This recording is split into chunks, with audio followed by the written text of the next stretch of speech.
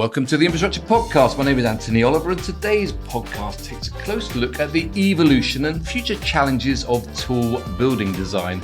And we're going to talk to a man who knows engineering design megastar, Kamran Moazami. Kamran is WSP's Managing Director for Property and Buildings, and with nearly half a century of design experience under his belt, most recently on projects such as the Shard, 22 Bishopsgate and One Blackfriars, he is certainly the man to ask. Now, it's clear that around the world, the skyline is evolving at an unprecedented pace with ever taller, more ambitious buildings redefining the way we live and work. From London to New York, Dubai to Shanghai, the race to build higher is driven by increasing urbanisation, the need for sustainable development, and of course, cutting edge and advancement in engineering and material science. But designing and delivering these megastructures is no easy feat. Every tall building presents a unique set of challenges, from wind resistance to structural stability to fire safety, vertical transportation or lifts, and carbon efficiency. And as we're seeing post-earthquake now in Myanmar and in Bangkok, and also following the tragic 2017 Grenfell fire in London, maintaining public confidence in high-rise is an increasingly challenging business. Few understand these complexities better than Kamran, so let's find out more. Kamran, welcome to the Infrastructure Podcast. Thank you for inviting me, and thank you for your kind words. It's an absolute pleasure. You were just awarded a Lifetime Achievement by the Association for Consultancy and Engineering. Congratulations, by the way. Thank you. So how do you think the approach to skyscraper design and tall building design changed over that 20 or 30 years? Well, there are major changes, particularly technology. I would say technology plays a major role. I mean, when I started to design, I used to use my calculator and it has two memories. Nowadays, one of my colleagues can model and design a skyscraper overnight. And so the technology plays a major role in this. So that's the technology. So for instance, when you're designing, I mentioned the Shard, 22 Bishopsgate, One Blackfriars. When you're designing that, there's the technology of the design process, but presumably there's also the technology of the materials you're using. Well, okay, then we are talking about the construction. So obviously the material science has increased. Yeah. The way the technology in the building is used nowadays, creating a smarter buildings that can think and react. The type of material, we went from 40 MPa concrete to 120 MPa concrete. We went from, same thing with the structural steel, and you know about lift. The lift technology has tremendously changed. So yes, the construction technology has changed tremendously. Climbing forms and all of this thing. I mean, these are the evolution of the construction technology throughout the years. But I suppose alongside that, the third element perhaps is the way we use these buildings, the design for mixed use buildings, etc. That's all changed. So you presume as a designer, you have to build that kind of new thinking in. Well, I mean, as I said, each area, each building serve a purpose.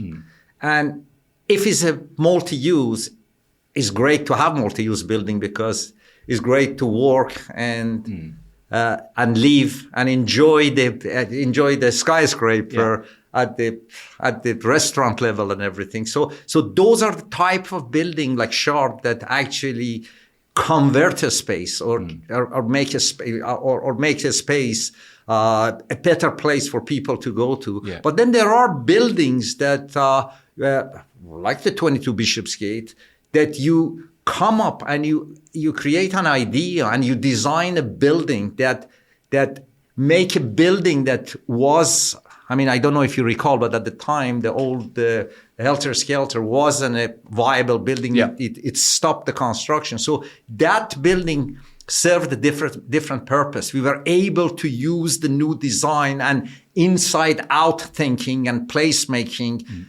But a bigger building. Yeah. But that all started, that design process started from, what are you going to do with that building? How do you want to use that building? As opposed to, what's it going to look like? Well, it's exactly as you said. It is about how you use the building, how the building is going to be a home for people to work, and how that building is economically actually viable. Because if we design something that it was not economically viable and it wouldn't pay for all the debt of the old building, we wouldn't be able to design it and construct it. I also mentioned the need to maintain public confidence in high-rise. I mean, scenes of people in Bangkok looking up at their office buildings right next to one that's just collapsed after the earthquake. But, is it justified? Well, of course it's justified. I mean, look, first of all, you're talking about safety of the tall building. There are hundreds of super tall buildings in the world, okay? And they all go through all kind of extreme event. Yeah. But you hardly hear many of them fail or do not perform. Like, for instance, we've designed a building in Chapultepec Tower that has in Mexico that has gone through major earthquake, and people actually are safer and so in the building than outside the building. So the way you design these buildings and the way you construct this building are going to make this building viable and a place to be. But did that surprise you when you saw that building came down and the way it came down? Well, it doesn't surprise me, because if it came down because it wasn't designed right. It wasn't finished. Same thing with the Grenfell. Maybe it wasn't finished. Huh? Maybe it wasn't finished either. No, I think it was not designed right. Because if it was designed right, you consider how this building performed during construction. So that is part of your thinking when you design the building. But if you have anybody designing the building and the building is not designed by people who know how to design and construct, this is what you get. And same thing with Grenfell. I mean, the problem with these buildings is all of a sudden, as a result of a bad design or bad construction, the rules changes and the government trying to come up with new ideas. And that is the area that causes the problem. Well, have we learned since Grenfell in terms of the way we approach the design and the maintenance of buildings? Well, I mean, the main thing that we have learned is that you got to make sure that the building is designed right. The design should be holistic. So it's not just designing a structure or designing the mechanical system or the fire system. You got to make sure everything works as a whole. And then you got to make sure that they construct it the way you design it. Most of the problem with this building is that the construction is not in accordance with your design. And people don't properly check it. And there is no sense of, or there is nobody in there that takes the full responsibility for designing a building. Which is of course what we found following the earthquake in Turkey recently. There was an awful lot of buildings that weren't designed and constructed. Well, maybe they were designed right, but they weren't constructed to the designs. I mean, I remember when after 9/11, there was a lot of talk about disproportionate collapse there, and we looked back to Ronan Point, for instance, and there were learnings that were built into the design process. I mean, is that evolution? Is that continues to go on? Does it? You're constantly, as an industry, learning more about what as buildings get higher. Okay, well, 9/11 actually taught everybody. I mean, that was a new era of tall building design. I remember I was working on Barclays Bank headquarters, and 9/11 happened, and the next day, Barclays didn't want the building. So I was called by actually George Jacobescu asking me, what can we do to make this building better or show that it's enhanced in capability? So as a result of that, which was probably one of the first buildings that was in the world that was designed for robustness, we went and we looked at the true behavior of these buildings to see in terms of a progressive collapse. For instance, if you put a 27-meter diameter hole through a building, how does it perform? Does it fall? It doesn't perform. It doesn't fall. Go and take a look at both geometric nonlinearity and in terms of the material nonlinearity, how it performs and where the building can go. How much can we push the building before the failure? And as a result of that, we implemented in the design adequate measures and analysis and then measures to make sure that in terms of extreme event, it doesn't fail. Because in that case, you had the added issue of the heat changing the material properties effectively. And that it gives you another set of criteria to worry about. I mean, building on that, I suppose, what would you say therefore are the biggest engineering breakthroughs perhaps that have enabled taller, lighter, more efficient skyscrapers? Well, as I indicated earlier, I mean, the main thing is the use of technology in terms of being able to analyze the just building. predict what is likely to happen. And understand how the true behavior is. And so 9/11, as I said, is one of the major areas that changed the way you think about the building. And risk assessment of the building, understanding what's the best way to de-risk the building in terms of any extreme event was part of that way of thinking. Doing nonlinear analysis was part of that thinking, which nowadays is common on the design of most of the buildings. But you still get a pencil out and do a few drawings. Well, you have to always do that. Not only take the pencil out and you just quickly check to make sure it works, but then you use your experience, and knowledge of years of doing buildings like these. You try to know whether it makes sense or it doesn't make sense. So I'm sure you've still got that calculator somewhere. Oh, I have just. Well, I mean, just to finish on this first bit about the role and the development of skyscrapers. I mean, do you think that? I mean, here we are in your WSP's new office in Chancery Lane in London. With the rise of remote working, whether it's a high-rise building or any office, is the demand for office buildings is it declining? Is it going to impact the future of the kind of profession that you've been involved in? Well, honestly, I think people want to be together. I think people want to work together. I mean, like you are here today is because it's much nicer to sit here face to face and talk to each other rather than you get me on the Teams and you're trying to do this over the Teams. People want to be together. You spend more than half of your life in the office. And if you don't socialize and if you don't enjoy what you do, and that is mainly by interaction with your colleague and with your friends to learn and to feel that learning. I think people are going to gradually come back to office. If you come here any of dates during the days, you'll see that almost fourth floor is packed. Yeah. So I think it's going to go back to normal sooner or later. Yeah. Well, I mean, part and parcel of designing buildings which are, I suppose, great to look at, great to work in, iconic perhaps, is that people want to go and work in them. People want to put their headquarters in them. So I mentioned buildings such as the Shard, 22 Bishopsgate. What would you say truly makes a building iconic then? Okay, well, look, there are different ways of looking at it, as I said earlier. I mean, tall buildings basically are placemakers. If you look at New York City, starting from the Empire State to Chrysler, you go to Chicago from the John Hancock Building or the Sears Towers, and then Kuala Lumpur with the Petronas Tower, and London with the Shard and Gherkin. And if you go to Middle East, Burj Dubai. If you go like New Year, you go to Dubai in the Burj Dubai area. It's packed with people. Yeah. These are placemakers.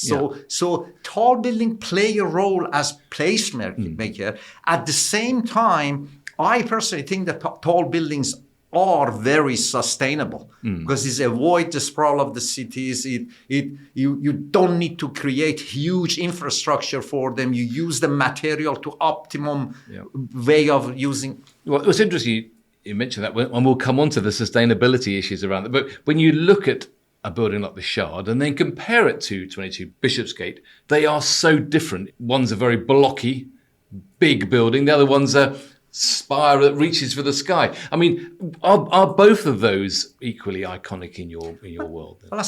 Well, okay, that's the new way of thinking in the new building design. Whether we design building inside out or outside in, is it the shape of the building and the way it looks? So that's one way of thinking about it. But at the same time, each building serves its own purpose. Yeah.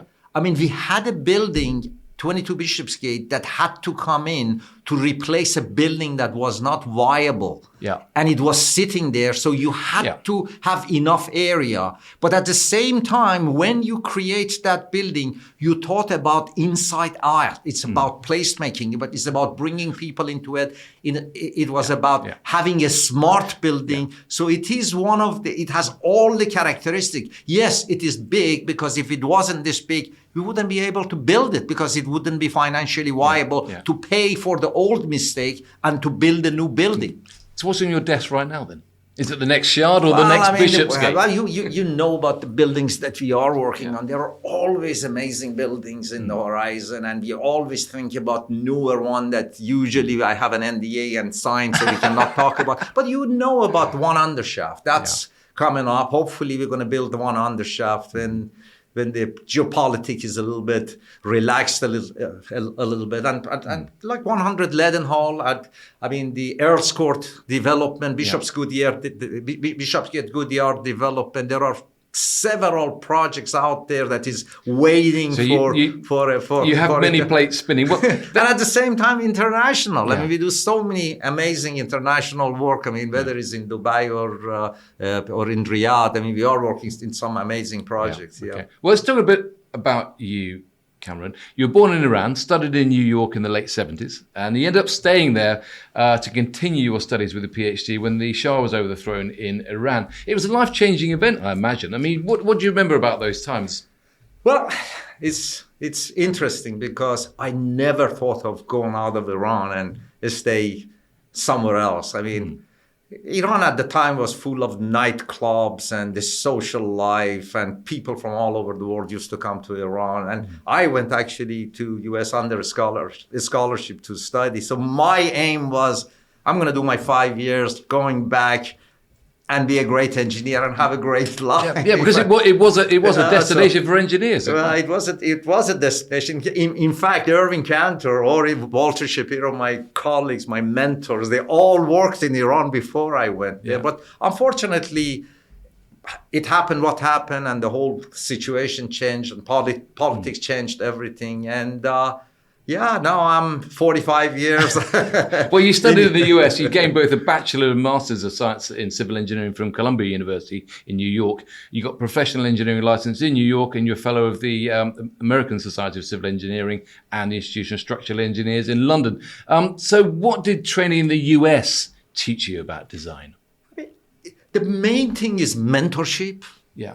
Learning from great people who designed and constructed building, people like Israel Seinuk or Irving Cantor or Walter Shapiro, and learning from that.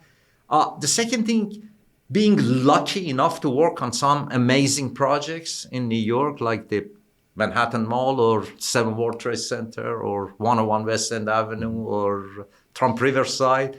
I was able to gain that hands-on experience of designing and seeing a project built and feel that during the construction and gain that experience. So that is the most important thing. And is that still possible today, that that holistic approach, even when you're quite junior?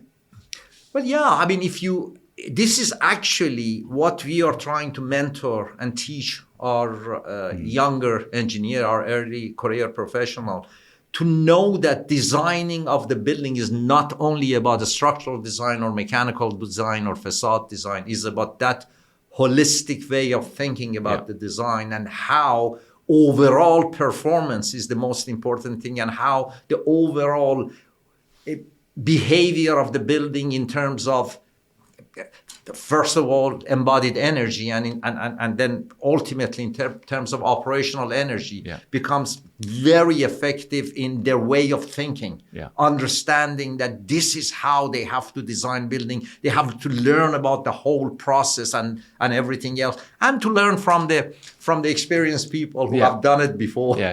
Well, and you're certainly one of them, because you joined Kansai Seinek, fell in love with tall buildings, and you've designed, I think, over 60 buildings, at least 30 stories high.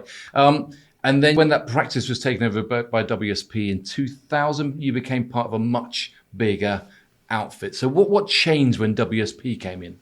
Well, in all honesty, it partially changed my life. Because at the time I used to work in New York and come to London, maybe 1 week in London, 3 weeks in New York. And I had colleagues in here, and we had about 23 people in London. And year 2000, I remember Chris Colson and Ron Slade, my colleague who's still working with me in here, to my flat, and they said, let's just make a difference. We know you do amazing building in New York. We know here in London many developers and many clients. Let's put the effort, and we have some great engineers. Let's put the effort together and make make it a great success. And I think we have done that. But I suppose in those days you were a small team. You then, the business took over Parsons Brinckerhoff in 2015, so it became even bigger.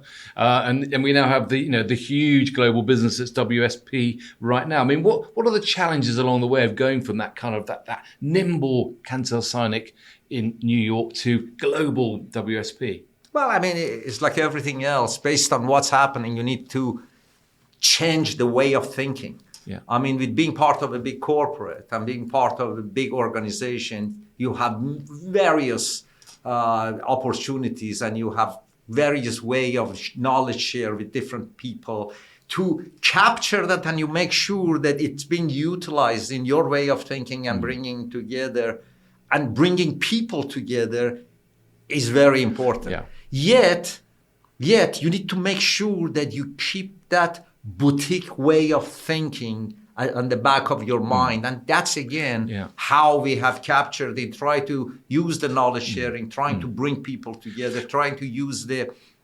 strength of a big corporate to just to benefit the client and benefit our people. Well, it's interesting because my old buddy, the late Jackie Whitelaw, I used to work with, a new civil engineer. When she interviewed you in the structural engineer about a decade ago, now you reflected on that point. You said, you talked about being much stronger working in a community of great people. That was your philosophy back then. I mean, as WSP has grown, it would have been your great global learnings then about design and business. Well, I mean, it's how to collaborate, how to make sure you bring the best of WSP to the project, and how to be able to get people to work together. I think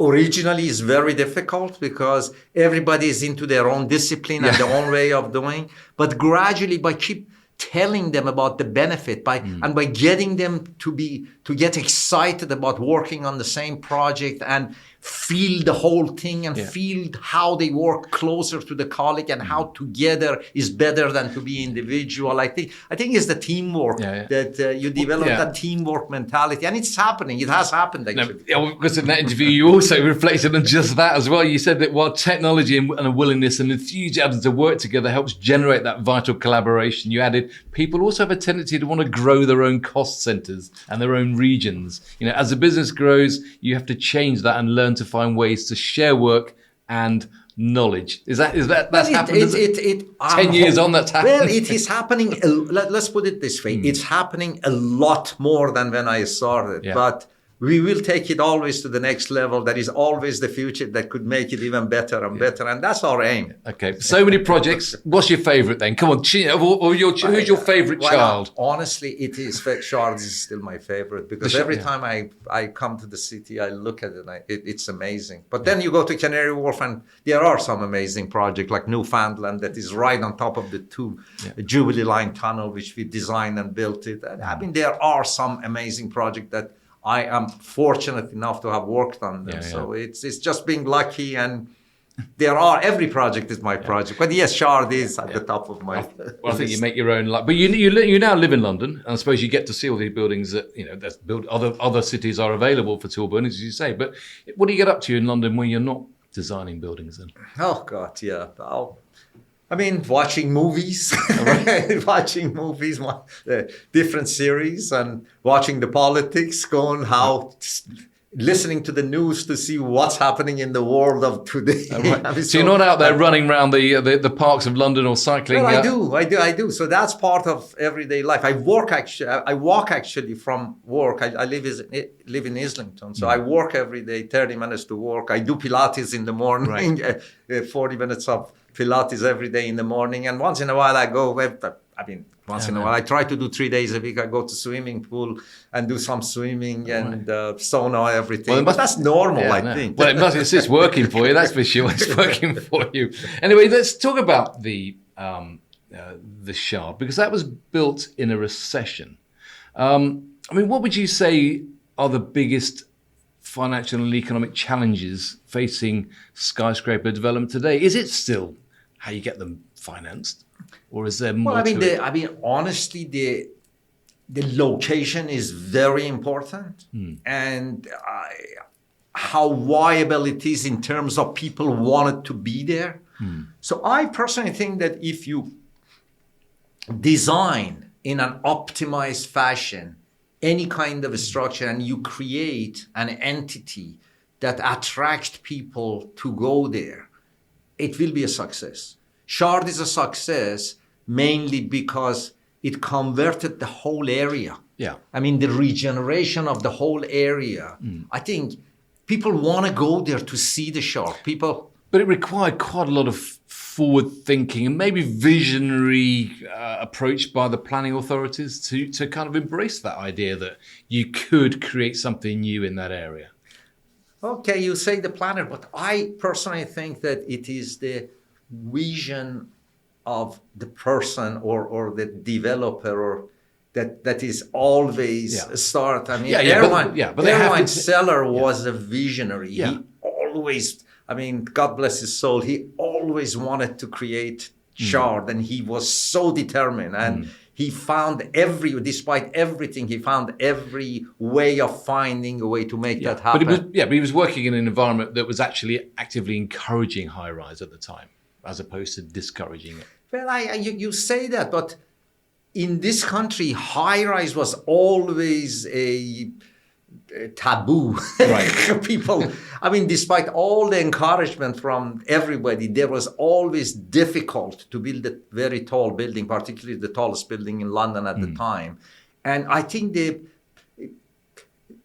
Erwin Seller and then using a great architect like Renzo Piano in creating something amazing. And then again, going back into that teamwork, having a team that wanted to make that, to create the building. And it wasn't just something on the paper. Everybody wanted to design it and build it. Yeah. And that's what we did. So are you seeing a shift now then in how clients and developers perhaps prioritize a more sustainable approach to tall building design? Well, I tell you, when I started in 1975, sustainability was on the back of some people's mind, but the developer never thought about sustainability. It was always about viability. Right. And nowadays, I mean, because of the corporate responsibility and the way the whole world knows that we are killing this planet, and there has to be better way of designing, and how as a corporate we demonstrate our responsibility to that agenda has changed the picture. Yeah. So every new development, the main thing, the discussion right now is about what is the embodied energy, what's the operational energy, and you could look at our own corporate. I mean, we are a big corporate. WSP is a big corporate. So when we wanted to release this, I mean, lease the space again after our lease expired in Chancery Lane, we thought about it and we designed this building so we could show the people that we walk the talk. We designed a building that is sustainable. So we were able to design this building in such a way that the operational energy has been reduced by 80% using fresh air. So that's, again, that shows that our company is constantly thinking about it. But I did a podcast with Adrian Campbell 2 or 3 weeks ago. We talked about embodied carbon, because the point he made was that we are so good now at making our buildings operationally net zero or even kind of carbon positive that we have now to focus. If we're going to make a difference in terms of the carbon, embodied carbon is where we need to be going. So a building like this, for instance, to what extent have you been thinking about embodied carbon? Every job. I mean, look, let's put it this way. In 2021, when we said that we're going to cut our design embodied energy by half, we didn't know where we are. So what we did at the time, right away, we went back and we took about 150 of our building and we calculated the embodied energy at the time. And based on that, we are monitoring to see how we're designing new building. How can we use the existing building? How do we use the reuse of the existing material like a structural steel? So that is totally embedded within our way of thinking and our way of design. If you have an existing building, how you try to preserve the existing building, how do you calculate to see the overall embodied energy how do you performance? reuse the steel? How do you reuse the concrete? What about other materials? I mean, what role do you see for timber, for instance, or other alternative materials playing in large tall buildings in the future? Well, I mean, look, we are looking at everything. I mean, if you take a look at it, we just published some article and because we're doing some research in composite CLT and steel construction, means making the similar to regular composite construction, making precast or metal deck composite with the beam. We have now written the standard for using the CLT composite, connecting it to the steel, so you use a better use of the overall composite material. At the same time, we are investigating and working on the fire capability of this building. So timber is becoming part of the thing. At the same time, with all kind of material technology, cement replacement. So we are looking almost into every possible way that we could reduce our embodied energy in the building. We also talked, when I spoke to Adrian, about the use of biogenic concretes that reduce the amount of concrete in, I suppose, existing materials. I mean, is that something which you're involved in? Everything. As I said, in our design evaluation of whatever we could do to make newer building more, better in embodied energy. But number one thing I could tell you right now, the number one thing is just the original design. Make sure you don't over-design. The biggest problem that we have in people over-design. It's the codes, they have factor of safety and everything, but on top of factor of safety, they come up with the factor of safety because just in case. And that is causing the problem. You could see the design of two different engineers. One is 20% more material than the other. That is because they don't look at it, they don't engineer it properly. So we got new legislation such as the Building Safety Act. What is that doing for the design of buildings in cities like London or high-rise buildings or whatever? Creating bottleneck. Basically, the government knows that we have an issue with the long planning, getting building planning, and they're trying to resolve that. Then they have come up with many ways of sorting out planning. But now, by creating these gateways, Gateway 1 and Gateway 2 approval, they have created a major bottleneck. So originally they thought that maybe in 5 weeks you could get approval.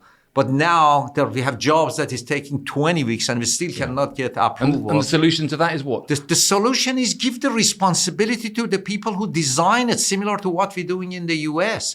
If you have a building, have a licensed professional engineer assigned to the job, licensed professional architect assigned for the job. They take full responsibility and they make sure.